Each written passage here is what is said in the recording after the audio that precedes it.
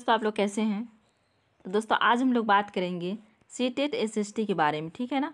CTET SST के बारे में बात करेंगे और वो प्रीवियस ईयर का क्वेश्चन है।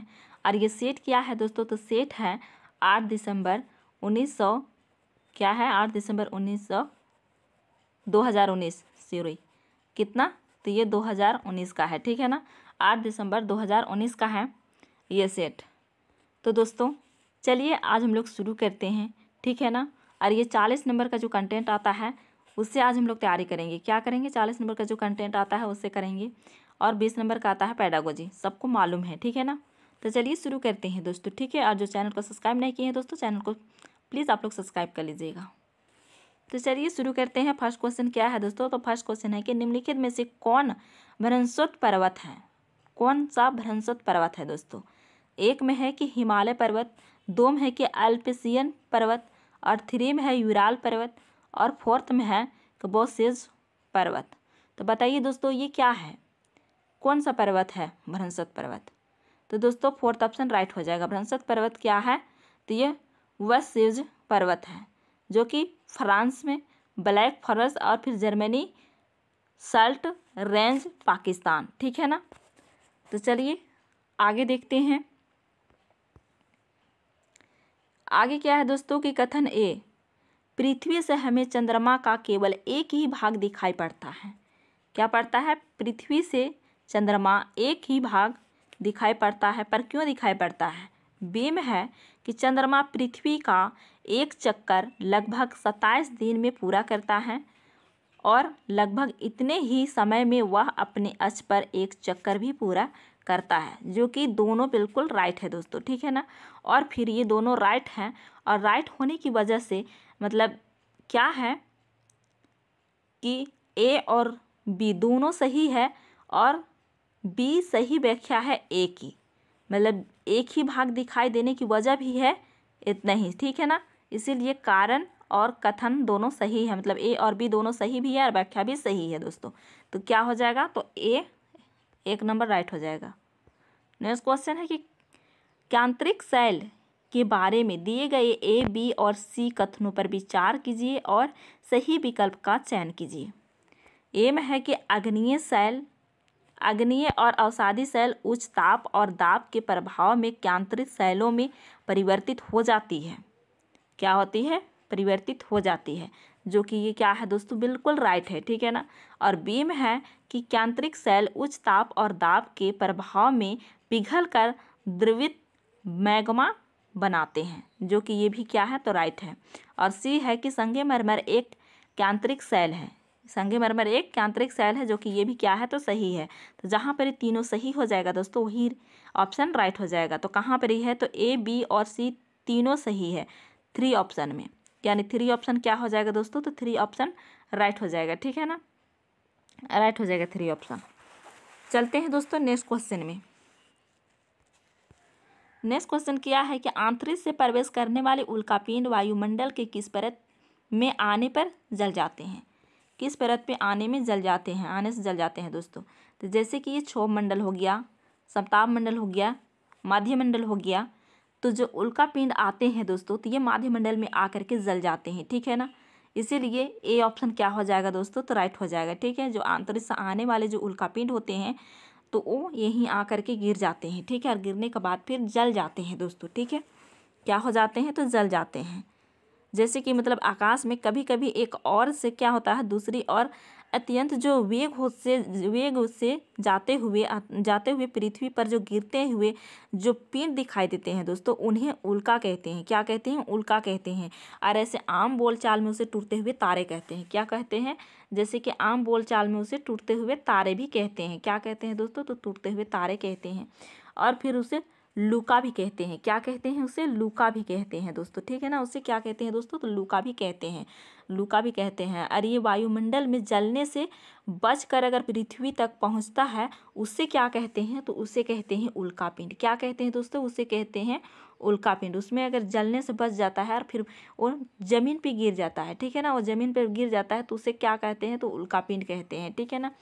उसका उल्कापिंड कहते हैं, ठीक है।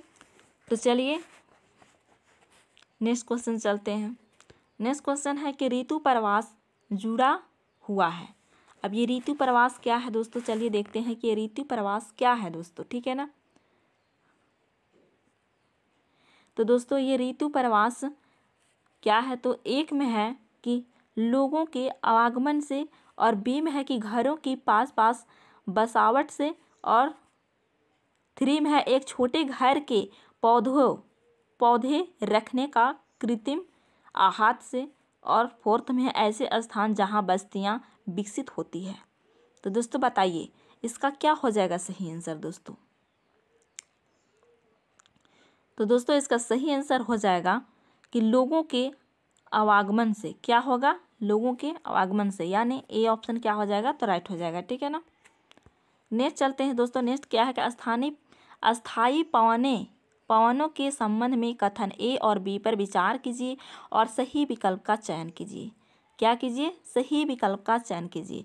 एम है ये पवनें वर्ष भर लगातार निश्चित दिशा में चलती रहती है, और बीम है कि पश्चिम और पूर्वी पवनें इसके उदाहरण हैं, जो कि बिल्कुल दोनों क्या है दोस्तों, तो दोनों ही क्या है, राइट है।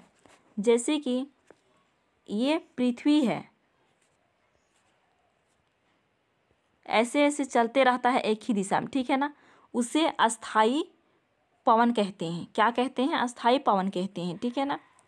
तो यहाँ पर दोनों सही है, तो दोनों कहाँ पर सही है दोस्तों, तो दोनों सही है, ए और बी दोनों सही है। मैं यानी थ्री ऑप्शन में दोनों सही दिखाई जा रहा है, इसीलिए थ्री ऑप्शन क्या हो जाएगा, तो राइट हो जाएगा, ठीक है ना। चलते हैं नेक्स्ट में। नेक्स्ट क्या है दोस्तों कि ब्राज़ील के कंपोस और वेनेजुएला के लानोस उदाहरण है। मतलब ये किस चीज़ का उदाहरण है दोस्तों।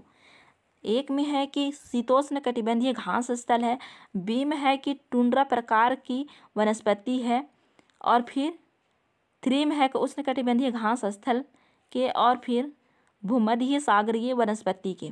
तो बताइए ये क्या है। तो दोस्तों आप सभी को पता है, अगर आप लोग एनसीईआरटी जो भूगोल पढ़े होंगे उसमें लिखा हुआ है डायरेक्टली कि ब्राज़ील में ये कंपोस और वेनेजुएला और लानोस किस चीज़ का उदाहरण है दोस्तों। तो ये उदाहरण है किस चीज़ का, तो ये घास का उदाहरण है। किस चीज़ का उदाहरण है दोस्तों, तो ये घास का उदाहरण है। इसीलिए ये क्या हो जाएगा, तो शीतोष्ण कटिबंधीय घास स्थल हो जाएगा। क्या होगा, शीतोष्ण कटिबंधीय घास स्थल हो जाएगा दोस्तों, ठीक है ना।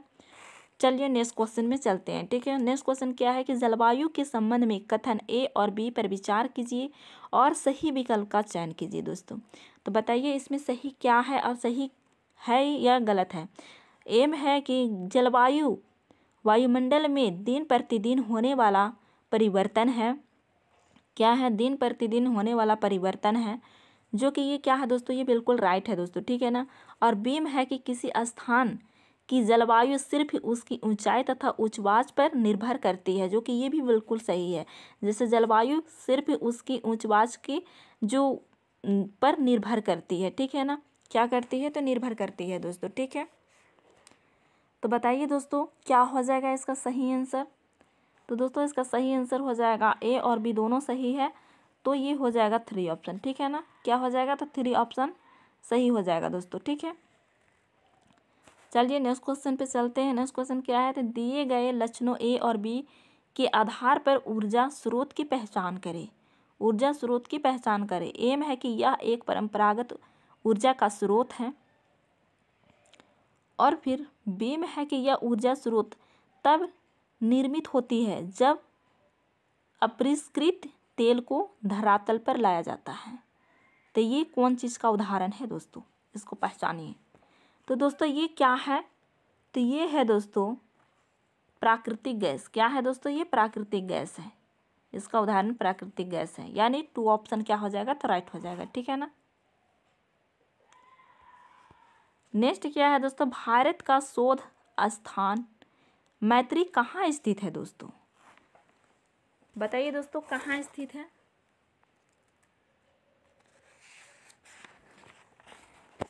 ए में दिया हुआ है ऑस्ट्रेलिया, बी में है अंटार्कटिका, और सी में है यूरोप, और फोर्थ में है एशिया। तो बताइए दोस्तों कहाँ है दिया हुआ। तो दोस्तों सभी को पता है कि भारत का जो शोध स्थान मैत्री कहाँ स्थित है, तो ये है अंटार्कटिका में। कहाँ है, अंटार्कटिका में है, जो ये 7वां महाद्वीप है दोस्तों। इसमें कोई मानव निवास नहीं करते हैं दोस्तों। क्या करते हैं यहाँ पर? कोई मानव निवास नहीं है, यहाँ पर सिर्फ बर्फ ही बर्फ है। और यहाँ पर किसी का ऐसे ही अनुसंधान केंद्र होता है, जैसे मैत्री अनुसंधान केंद्र अंटार्कटिका में भारत का मतलब दूसरा अस्थायी अनुसंधान केंद्र है। क्या है दोस्तों? अनुसंधान केंद्र है। और इसका निर्माण वर्ष क्या है दोस्तों? तो इसका निर्माण वर्ष है 1989 में किया गया था। ठीक है ना, कितना में? 1989 में। और इसके बाद भारत के जो पहले अनुसंधान केंद्र था उसे दक्षिणी गंगोत्री को क्या किया? छोड़ दिया गया दोस्तों। क्या किया है दोस्तों? छोड़ दिया गया। ठीक है ना। और ये बर्फ के नीचे क्या हुआ दोस्तों? दब गया। ठीक है ना, दब गया। और मैत्री पूर्वी अंटार्कटिका के रानी माउंट धरती क्षेत्र में सिमरामर ओस्मिस नामक एक पथरीली पठारे इलाके पर स्थित है। ठीक है, चलते हैं नेक्स्ट क्वेश्चन में। नेक्स्ट क्वेश्चन क्या है? निम्नलिखित में से कौन सा कथन खनिज के संदर्भ में सही नहीं है? यहाँ पर बोल रहा है कि खनिज के संबंध में कौन सही नहीं है दोस्तों। ठीक है, एक में है कि ये प्राकृतिक रूप से प्राप्त होने वाले पदार्थ हैं, इनका एक निश्चित रासायनिक संघटन होता है। और सी में है ये विभिन्न प्रकार के भूवैज्ञानिक परिवेश में निर्मित होते हैं। और डी में है कि सभी खनिज आध्यात्मिक होते हैं। तो बताइए कि इसमें सही आंसर क्या हो जाएगा दोस्तों? तो दोस्तों इसमें सही आंसर हो जाएगा डी ऑप्शन, यानी सभी खनिज आध्यात्मिक होते हैं, जो कि ये गलत है दोस्तों। सभी खनिज आध्यात्मिक नहीं होते हैं दोस्तों। ठीक है ना, तो ये फोर्थ ऑप्शन क्या हो जाएगा? राइट हो जाएगा। मतलब इसमें कुछ ऐसे खनिज है जो धात्विक भी होते हैं, सभी खनिज क्या होते हैं? आध्यात्मिक नहीं होते हैं दोस्तों। ठीक है, नेक्स्ट क्या है दोस्तों? तो नेक्स्ट निम्नलिखित का मिलान कीजिए। अब इसे मिलान करने के लिए बोला जा रहा है दोस्तों। तो चलिए देखते हैं। ए में क्या है? तो नर्मदा घाटी, बी में है वज्जी, सी में है गारो पहाड़ियाँ, और डी में है गंगा घाटी, और ई में है सिंधु और उसकी सहायक नदियाँ। तब इसमें एक में है आरंभिक गणतंत्र, और 2 में है आखेटक और संग्रह, और 3 में है लगभग 25 वर्ष पूर्व के शहर, और 4th में है प्रथम नगर, और 5 में है आरंभिक कृषि। मतलब ये कौन कौन सा लगेगा जोड़ी उसे दिखाना है दोस्तों। ठीक है ना, तो चलिए दोस्तों इसको हम लोग क्या करते हैं? मिलान करते हैं। ठीक है ना, अब मिलान करते हैं तो एक जोड़ी किसका साथ लग जाएगा दोस्तों? तो एक जोड़ी लग जाएगा नर्मदा घाटी में आखेटक और संग्रह, ये संग्रहण है। ये एक जोड़ी किसका साथ लग जाएगा? तो 2 के साथ में लग जाएगा। ठीक है ना, और वज्जी आरंभिक गणतंत्र, यानी बी का जोड़ी 1 के साथ में लग जाएगा। और फिर सी का जोड़ी किसका साथ में लगेगा दोस्तों? तो सी का जोड़ी लग जाएगा गारो पहाड़ियाँ, यानी लगभग क्या हो जाएगा? गारो पहाड़ियाँ प्रथम नगर, क्या हो जाएगा दोस्तों? प्रथम नगर, यानी 4th। जी नहीं, आरंभिक कृषि 5 हो जाएगा। ठीक है, आरंभिक कृषि। और फिर डी का हो जाएगा, क्या हो जाएगा दोस्तों? तो ये लगभग गंगा घाटी, लगभग 2500 वर्ष पूर्व के शहर। और फिर ई का लग जाएगा सिंधु और उसकी सहायक नदियाँ। तो दोस्तों ये प्रथम नगर, क्या हो जाएगा? प्रथम नगर 4th हो जाएगा। यानी ए का जोड़ी किसका साथ में लगेगा दोस्तों? तो ए का जोड़ी लग जाएगा 2 के साथ में। तो 2 यहाँ पर ए का जोड़ी किसका 2 के साथ में है? तो दोस्तों यहाँ पर सिर्फ एक है जो 3 ऑप्शन में है 2। ठीक है ना, एक जोड़ी 2 के साथ में 3 ऑप्शन में लगा हुआ है। तो ये सारी चीज़ अभी यहीं से कट गया, यानी 3 ऑप्शन क्या हो जाएगा? तो राइट हो जाएगा। ठीक है ना, चलिए नेक्स्ट क्वेश्चन पे चलते हैं। नेक्स्ट क्वेश्चन क्या है दोस्तों? नेक्स्ट क्वेश्चन है कि नीचे 2 कथन ए और बी भारतीय इतिहास के तिथियों और काल के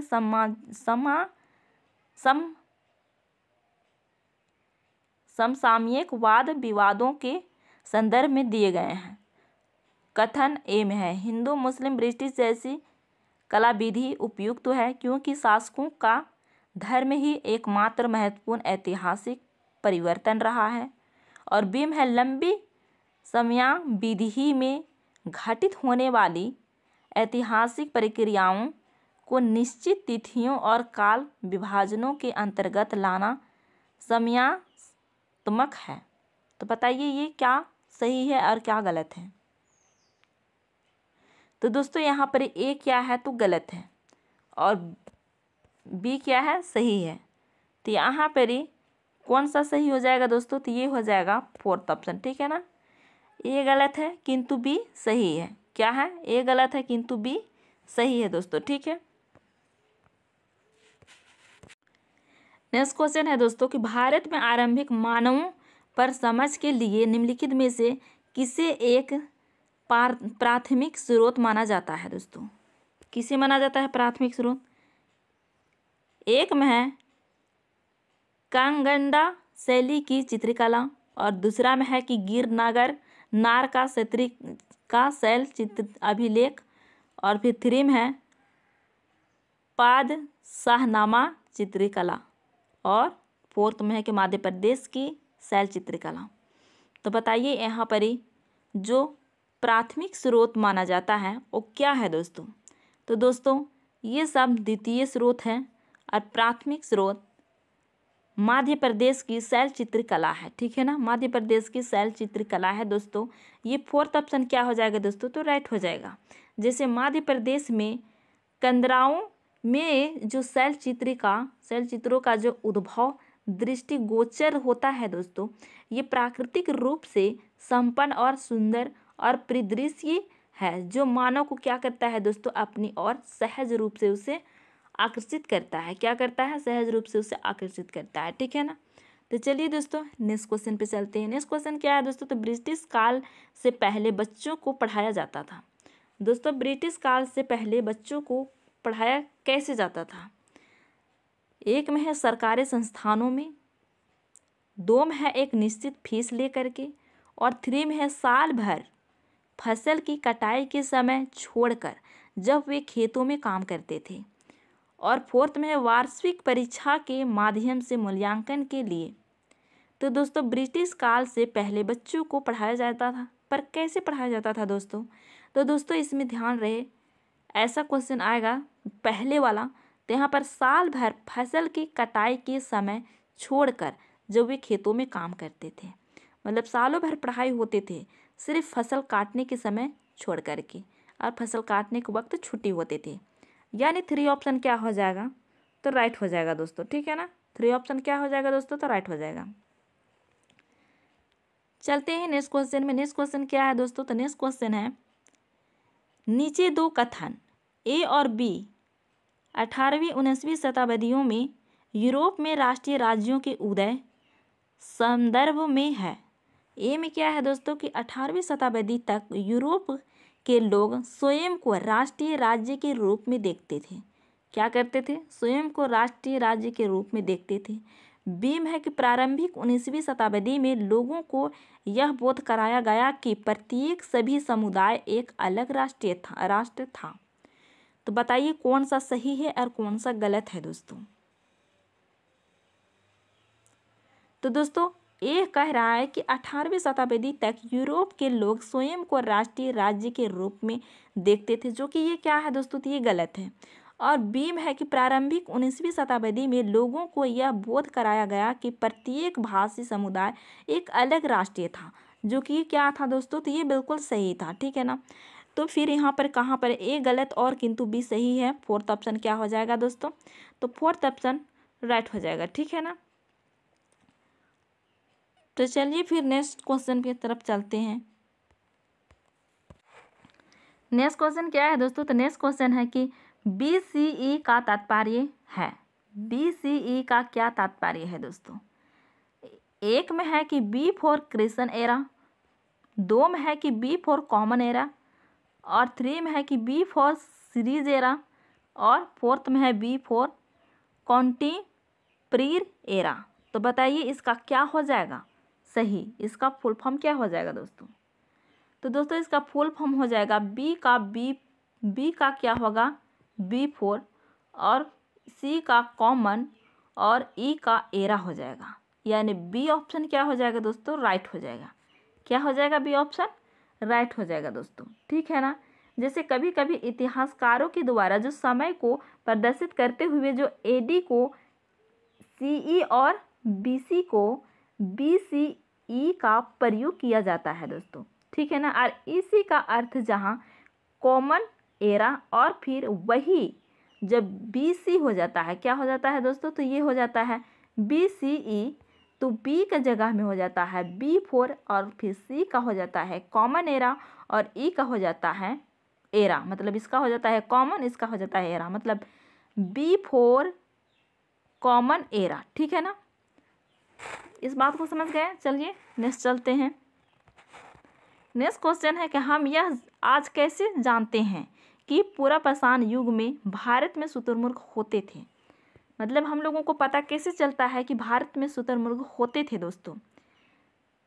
एक में है कि उस समय की कृतियों में इन पक्षियों का विविध लेख हमें मिलता है, और दो में है कि महाराष्ट्र के पटनेपुरा स्थल से शुतुरमुर्ग के अंडे के अवशेष मिले हैं, और थ्री में है शुतुरमुर्गों पर मौखिक स्मृतियाँ हमारे पास दिल्ली के राष्ट्रीय संग्रहालय में अभिलेखित हैं। फोर्थ में विदेशी यात्रियों के वृत्तांतों में इनका वर्णन है। तो बताइए हम लोगों को पता कैसे चलता है दोस्तों, कि हम लोगों को पता कैसे चलता है कि भारत में पूरा पाषाण युग में शुतुरमुर्ग होते थे दोस्तों। तो दोस्तों हम लोगों को पता ऐसे चलता है कि महाराष्ट्र के पटनेपुरा स्थल से शुतुरमुर्ग के अंडे का अवशेष मिले थे दोस्तों। क्या मिले थे, अंडे का अवशेष मिले थे, ठीक है ना। मतलब जो शुतुरमुर्ग है जो पहले मध्य पूर्व और अब अफ्रीका का निवासी एक बड़ा जो उड़ान रहित पक्षी है दोस्तों, उसे पूरा पाषाण युग में भारत के महाराष्ट्र में क्या स्थिति, पटने नामक स्थान जो है दोस्तों वो कहाँ है, महाराष्ट्र में है, और इसी का साक्ष्य मिले हैं, मतलब अंडे का छिलका मिले हैं, उसी से हम लोगों को पता चलता है, ठीक है ना। तो ये क्या है दोस्तों, तो ये है 2 ऑप्शन राइट हो जाएगा, ठीक है ना। नेक्स्ट है दोस्तों, नेक्स्ट क्या है कि हड़प्पा सभ्यता का पतन कैसे हुआ दोस्तों। अब हड़प्पा सभ्यता का पतन कैसे हुआ, ये बहुत बड़ा सभ्यता था लेकिन ये पतन हो गया, लेकिन कैसे हुआ पतन, तो एम है कि ऐसे लगता है कि शासकों का नियंत्रण समाप्त हो गया है, मतलब ऐसे लगता है, ठीक है ना, ऐसे कोई ऑथेंटिक जानकारी नहीं मिली है अभी तक। और बीम है कि जंगलों का विनाश हो गया होगा, और सीम है कि सभ्यता के पूरे क्षेत्र में बाढ़ आ गया होगा, और फिर डीम है कि संभावित नदियाँ सूख गई होगी। तो दोस्तों यहाँ पर पूरे क्षेत्र में बाढ़ आने के नहीं, बल्कि विद्वानों ने कहा है कि कुछ क्षेत्र पर बाढ़ आए थे, यहाँ पर पूरे क्षेत्र पर नहीं, इसीलिए ये गलत हो जाएगा दोस्तों, ठीक है ना। ए और बी और डी, ए बी डी हो जाएगा सही, यानी 2 ऑप्शन क्या हो जाएगा, राइट हो जाएगा। 2 ऑप्शन क्या हो जाएगा, राइट हो जाएगा, ठीक है ना। जैसे कि हड़प्पा सभ्यता का जो पतन हुआ वो कैसे हुआ, किसी को अभी तक ऑथेंटिक जानकारी नहीं मिली है। अगर वहाँ को जो लिखित कोई प्रमाण मिली है उसको अगर कोई पढ़ा जाता तो हो सकता है पता चल सकता था, लेकिन अभी तक वहाँ का कोई लिपि को पढ़ा नहीं गया है, ठीक है ना। चलिए नेक्स्ट क्वेश्चन पे चलते हैं। नेक्स्ट क्वेश्चन है कि महायान बौद्ध धर्म के अंतर्गत, महायान बौद्ध धर्म के अंतर क्या है दोस्तों। एक में है मूर्तियों में बुद्ध की उपस्थिति सिर्फ कुछ संकेतों के माध्यम से दर्शाई जाती है, और बी में है कि बुद्ध की प्रतिमाएं बनाई जाने लगी, और सी में है कि बोधिसत्वों को नहीं स्वीकारा गया क्योंकि उन्हें अभी भी ज्ञान प्राप्ति करना बाकी था।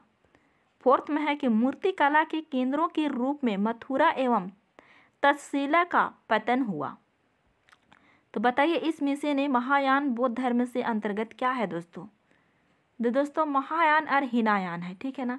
तो महायान बुद्ध की प्रतिमाएं बनाई जाने लगी, क्या हुई, बुद्ध का प्रतिमा बनाए जाने लगी, और हीनायान मूर्तियों में बुद्ध की उपस्थिति सिर्फ कुछ संकेतों के माध्यम से दर्शाई जाती थी, क्या होती थी, कुछ दर्शाई जाती थी। इसमें महायान और हीनायान में बस इतना ही अंतर रखना है, ठीक है ना। तो चलिए नेक्स्ट क्वेश्चन पे चलते हैं। इसका ऑप्शन राइट हो जाएगा 2 ऑप्शन, ठीक है ना। नेक्स्ट है कि खिलजी और तुगलक वंश के अंतर्गत प्रशासन और लोक और सम्मेलन के संदर्भ में सही क्या है दोस्तों। अब यहाँ पर फिर से सही के बारे में पूछ रहा है, ठीक है ना। तो दोस्तों एक में है कि उपमहाद्वीप का काफ़ी बड़ा हिस्सा दिल्ली के सुल्तानों के अधिकार में रहा। 2 में है कि गंगा के मैदानी इलाके के घने जंगलों वाले क्षेत्र को पहली बार बैठा गया और दिल्ली से बंगाल जैसे सुदूर प्रांतों का नियंत्रण कठिन था दोस्तों। क्या था? कठिन था। मतलब जो दिल्ली से बंगाल जैसे सुदूर प्रांतों का नियंत्रण करना कठिन था, क्योंकि दिल्ली यहाँ है और बंगाल यहाँ है, तो यहाँ से दूरी बहुत था, तो यहाँ पर नियंत्रण करना कठिन था। और अलाउद्दीन खिलजी और मोहम्मद तुगलक गंगा के मैदानी इलाकों पर जोर जबरदस्ती अपना अधिकार लंबे समय तक रख पाया। तो बताइए यहाँ पर क्या सही है दोस्तों। तो सही है तीसरा ऑप्शन। क्या है सही? तीसरा ऑप्शन है दोस्तों, ठीक है ना। क्या है? तीसरा ऑप्शन है। खिलजी और तुगलक जो शासकों द्वारा बंगाल पर जो नियंत्रण करना कठिन था दोस्तों, इसका फायदा उठाकर अक्सर विरोधी गतिविधियां जो होती रहती थी, वो जिसका परिणाम रहा कि बंगाल पर इनका नियंत्रण ना के बराबर था। क्या था? ना के बराबर था, ठीक है ना। नेक्स्ट है कि जनजातीय लोगों के इतिहास के निर्माण में निम्न में से कौन कथन गलत है। यहाँ पर गलत को पूछा गया है दोस्तों। एक में है समकालीन इतिहासकार और मुसाफिरों ने जनजातियों के बारे में बहुत कम जानकारी दी, और बी में है कि अधिकांश जनजातीय समूहों ने लिखित दस्तावेज रखता था, और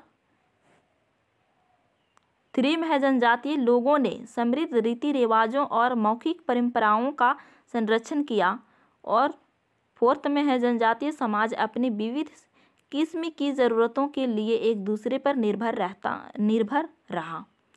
तो बताइए यहाँ पर गलत कौन है। यहाँ पर जो गलत है ना दोस्तों, उसे हम लोगों को छांट के निकालना है, ठीक है ना। तो दोस्तों अब यहाँ पर गलत क्या है। तो देखिए दोस्तों, यहाँ पर जो बोला जा रहा है कि अधिकांश जनजातीय समूहों ने लिखित दस्तावेज रखता है, जो कि ये गलत है दोस्तों। वो लिखित दस्तावेज नहीं रखता था। क्या करता था? लिखित दस्तावेज नहीं रखता था। मतलब जनजातीय जो लोग ज़्यादातर क्या करते थे? पढ़े लिखे नहीं थे दोस्तों। क्या थे? पढ़े लिखे वो लोग नहीं थे, और वे किसी भी प्रकार का दस्तावेज नहीं रखते थे। क्या करते थे वो लोग? किसी भी प्रकार का दस्तावेज नहीं रखते थे।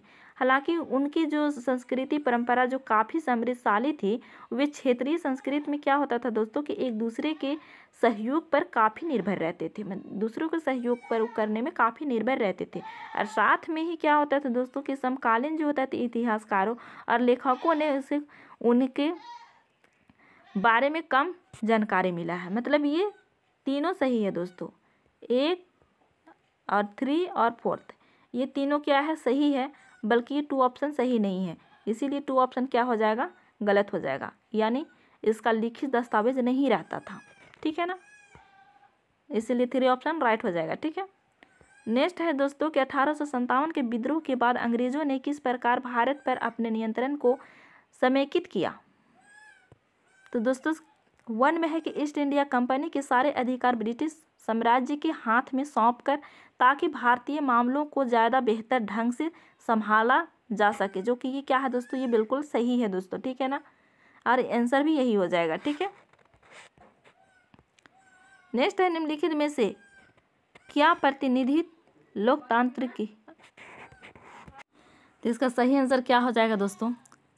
देखिए यहाँ पर है मतदान द्वारा प्रतिनिधि का चुनाव, और दूसरा में है प्रतिनिधियों के हाथ में निर्णय निर्माण की प्रक्रिया, और 3 में है जनता के निर्णय और निर्माण की प्रक्रिया में प्रत्यक्ष सहभागिता, और 4th में है जनता को मतदान का अधिकार। तो बताइए दोस्तों इसका सही आंसर क्या हो जाएगा। तो दोस्तों यहाँ पर सही आंसर क्या हो जाएगा? तो जनता की निर्णय निर्माण की प्रक्रिया में प्रत्यक्ष सहभागिता, ठीक है ना। 3 ऑप्शन क्या हो जाएगा? तो राइट हो जाएगा। नेक्स्ट क्वेश्चन क्या है दोस्तों? तो नेक्स्ट क्वेश्चन है कि भारत के किस क्षेत्र को छोटा तिब्बत कहा जाता है। किस क्षेत्र को छोटा तिब्बत कहा जाता है दोस्तों? लद्दाख, अरुणाचल प्रदेश, सिक्किम, हिमाचल प्रदेश। तो बताइए दोस्तों किसे कहा जाता है? तो दोस्तों भारत के जो है वो लद्दाख को कहा जाता है छोटा तिब्बत, ठीक है ना। ए ऑप्शन क्या हो जाएगा? तो राइट हो जाएगा।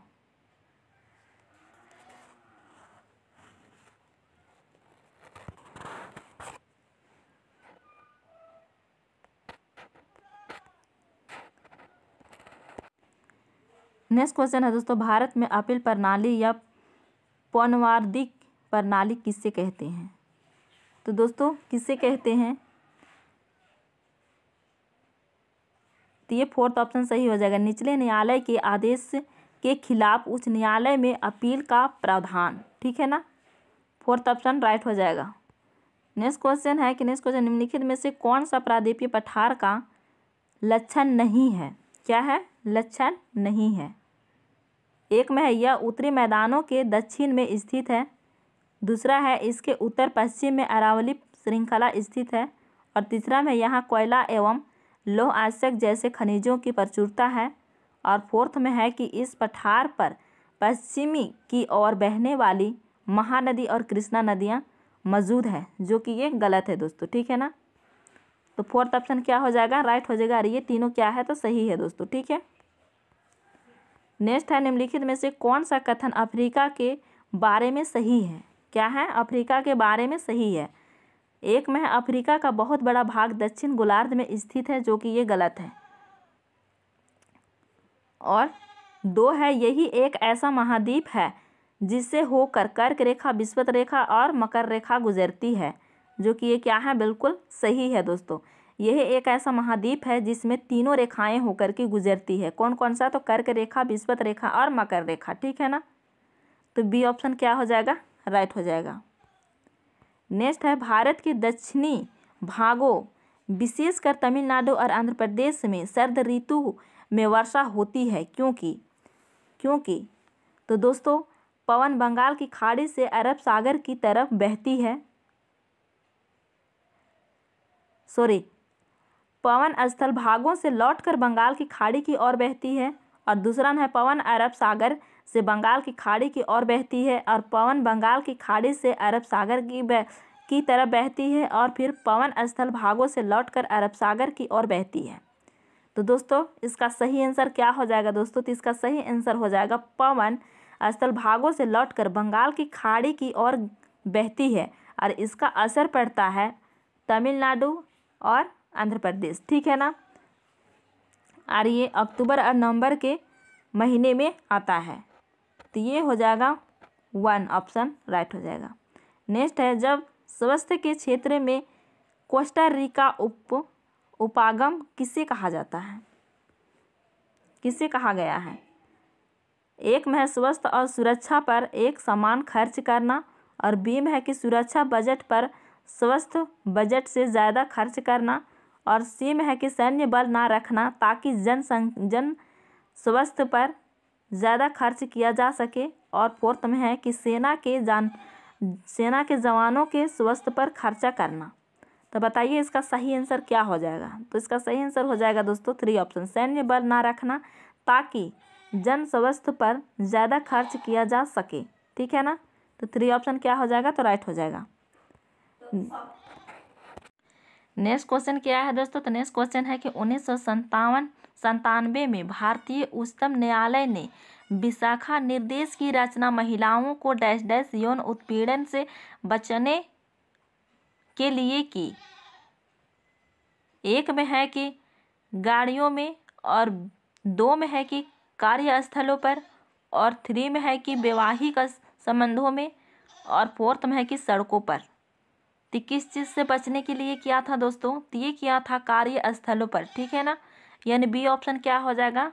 तो राइट हो जाएगा। जैसे कि कार्यस्थल पर होने वाले जो यौन उत्पीड़न के खिलाफ साल 1900 कितना दोस्तों? तो 1997 कितना दोस्तों? तो 1997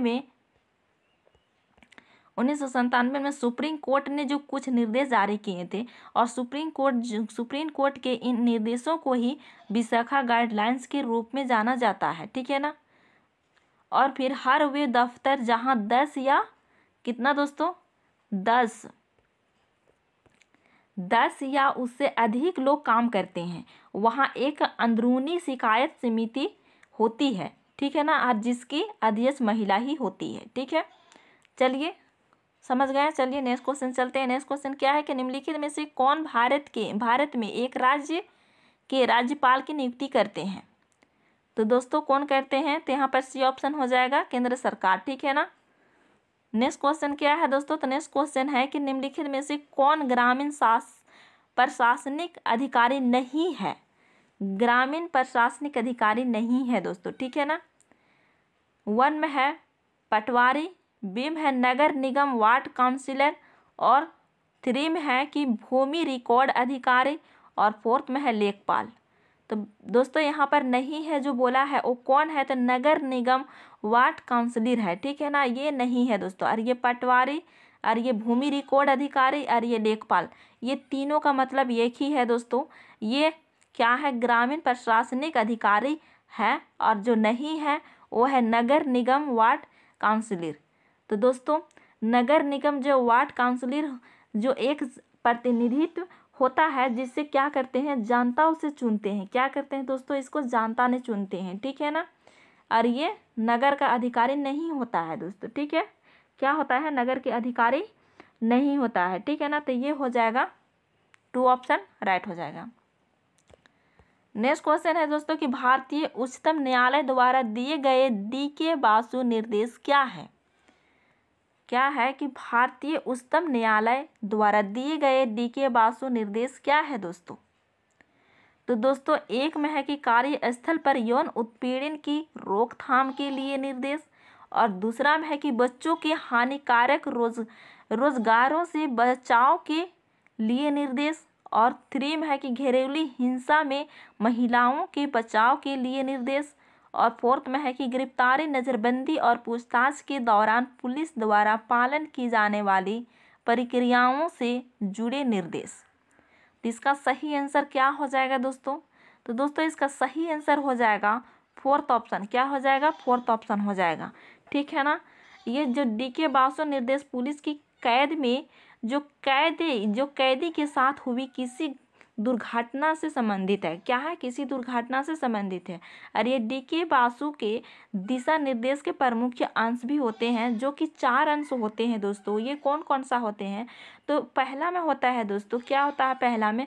तो पहला में होता है गिरफ्तार करने वाले या पूछताछ करने वाले पुलिस की पहचान और नाम का टैग लगा होना चाहिए दोस्तों। और गिरफ्तार का ब्यौरा रजिस्ट्री पर दर्ज किया जाना चाहिए। मतलब जो हमको ब्यौरा जो दिया गया है, किस लिए वो गिरफ्तार कर रहा है, उसको उनको जानने का हक है दोस्तों। ठीक है ना। और दूसरा है कि गिरफ्तारी के समय एक गवाह और फिर गिरफ्तारी व्यक्तियों के हस्ताक्षर लिए जाएंगे। ठीक है ना। और फिर गिरफ्तार व्यक्ति को उसके अधिकार की सूचना दी जाएगी। ठीक है। ये सारे जानकारी है कहाँ पर? तो उच्च न्यायालय द्वारा दिए गए DK बासु निर्देश। ठीक है ना। तो चलते हैं नेक्स्ट क्वेश्चन में दोस्तों। नेक्स्ट क्वेश्चन में चलते हैं दोस्तों। ठीक है। नेक्स्ट क्वेश्चन है दोस्तों कि भारत का वर्णन करने के लिए विविधता में एकता मुहावरे का निर्माण किसने किया था? तो किसने किया था दोस्तों? तो ये किया था जवाहरलाल नेहरू ने। किसने किया था? जवाहरलाल नेहरू ने किया था। फर्स्ट ऑप्शन क्या हो जाएगा? राइट हो जाएगा। ठीक है ना। नेक्स्ट क्वेश्चन है कि लोकसभा में कितने सदस्य मनोनीत होते हैं, ना कि मतदान द्वारा चुनकर आते हैं? तो दोस्तों 1 में है 4, 2 में है 1, और 3 में है 2, और 4th में है 0, कोई भी नहीं। तो दोस्तों ये कब का सेट है दोस्तों? तो ये है 8 दिसंबर 2019 का। ठीक है ना। तो उस वक्त होता था, इसीलिए इसका क्या हो जाएगा आंसर? तो 3 हो जाएगा। लेकिन अगर अब आ जाएगा ये क्वेश्चन, तो ये क्वेश्चन अगर अब आएगा तो ये हो जाएगा 4th में जो लिखा हुआ है कि 0 कोई भी नहीं। क्या? तो 0 कोई भी नहीं। ठीक है ना। तो अभी के हिसाब से 0 और ये कोई भी नहीं मतलब 4th हो जाएगा। और 2019 में जो हुआ था एग्ज़ाम, तो उसका हिसाब से 3 हो जाएगा। ठीक है ना। अब अभी मनोनीत नहीं होता है दोस्तों। ठीक है। तो ये हो जाएगा 3 ऑप्शन। नेक्स्ट है 2006 में नेपाल में सरकार का रूप राजतंत्र से बदल कर डैश डैश हो गया। मतलब पहले वहाँ पर राजतंत्र था, लेकिन इसे बदल करके क्या हो गया दोस्तों, एक में है एक तंत्र, 2 में है तानाशाही, और 3 में है लोकतंत्र, और 4th में है अल्पतंत्र। तो बताइए इसका सही आंसर क्या हो जाएगा दोस्तों। तो ये राजतंत्र से बदल करके दोस्तों ये लोकतंत्र हो गया था। क्या हो गया, लोकतंत्र हो गया। ठीक है ना, यानी 3 ऑप्शन क्या हो जाएगा, तो राइट हो जाएगा। ठीक है, तो दोस्तों आज का वीडियो में इतना ही। अगर वीडियो अच्छा लगा हो तो लाइक शेयर और कमेंट करके ज़रूर बताइएगा, और जो चैनल को सब्सक्राइब नहीं किए हैं चैनल को सब्सक्राइब कर लीजिएगा। फिर मिलते हैं नेक्स्ट वीडियो में, तब तक के लिए टेक केयर एंड बाय।